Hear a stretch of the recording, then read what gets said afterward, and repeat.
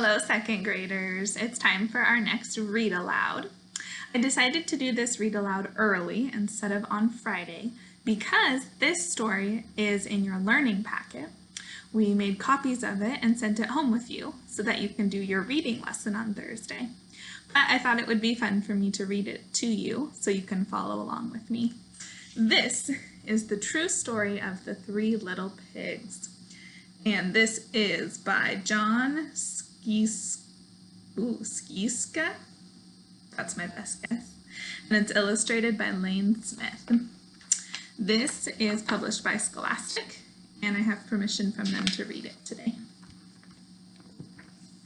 Everybody knows the story of the Three Little Pigs, or at least they think they do. But I'll let you in on a little secret.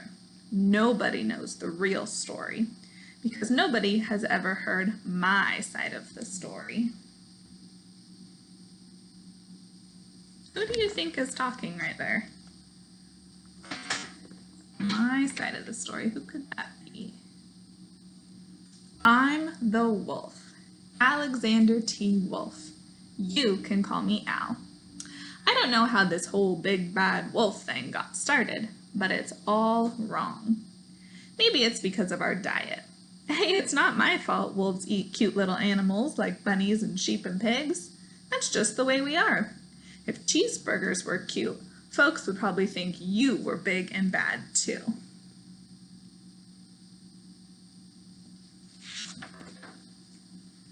But like I was saying, the whole big bad wolf thing is all wrong. The real story is about a sneeze and a cup of sugar. This is the real story. Okay, so as I read, you're going to have to decide if you believe the wolf and his side of the story, or if you believe the pigs. Way back in Once Upon a Time, I was making a birthday cake for my dear old granny. I had a terrible sneezing cold. I ran out of sugar.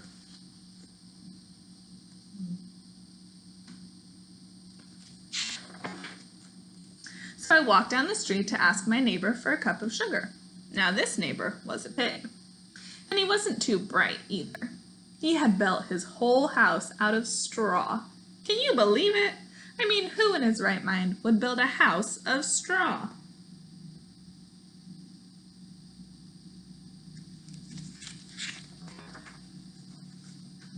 So of course, the minute I knocked on the door, it fell right in. I didn't want to just walk into someone else's house, so I called, little pig, are you in?" No answer. I was just about to go home without the cup of sugar from my dear old granny's birthday cake. Then my nose started to itch. I felt a sneeze coming on. Well, I huffed and I snuffed.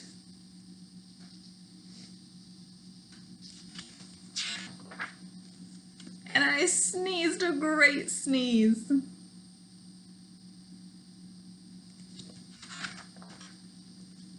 And you know what? That whole darn straw house fell down, and right in the middle of the pile of straw was the first little pig, dead as a doornail. He had been home the whole time. It seemed like a shame to leave a perfectly good ham dinner lying around, right there in the straw, so I ate it up. Think of it as a big cheeseburger, just lying there.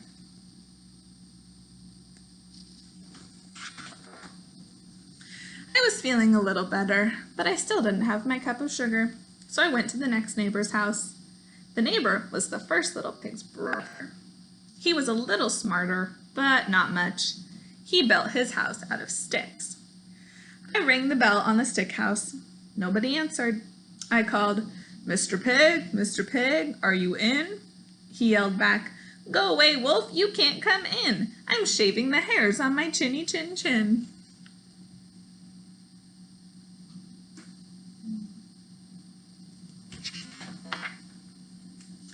I had just grabbed the doorknob when I felt another sneeze coming on.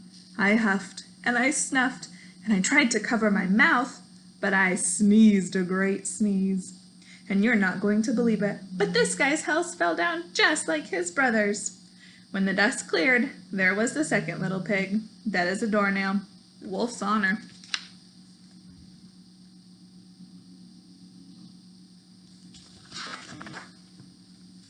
Now, you know food will spoil if you just leave it out in the open. So I did the only thing there was to do.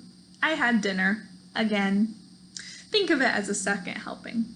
I was getting awfully full, but my cold was feeling a little better. And I still didn't have that cup of sugar for my dear old granny's birthday cake. So I went to the next house. This guy was the first and second little pig's brother. He must have been the brains of the family. He built his house of bricks. I knocked on the brick house. No answer. I called, "Mr. Pig, are you in?" And do you know what that rude little porker answered? "Get out of here, wolf. Don't bother me again."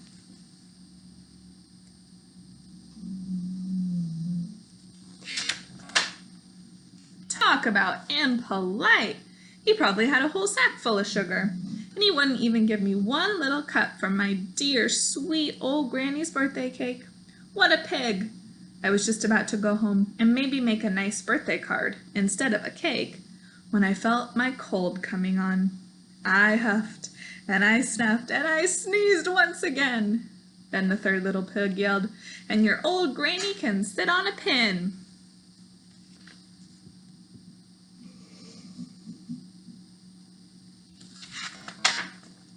Now, I'm usually a pretty calm fellow, but when someone talks about my granny like that, I go a little crazy.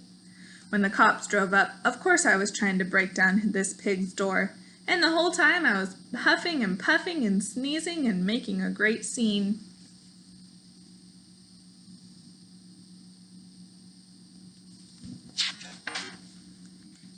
The rest, they say, is history. The news reporters found out about the 2 pigs I had for dinner. They figured a sick guy going to borrow a cup of sugar didn't sound very exciting. So they jazzed up the story with all of that huff and puff and blow your house down. And they made me the big bad wolf. That's it, the real story. I was framed.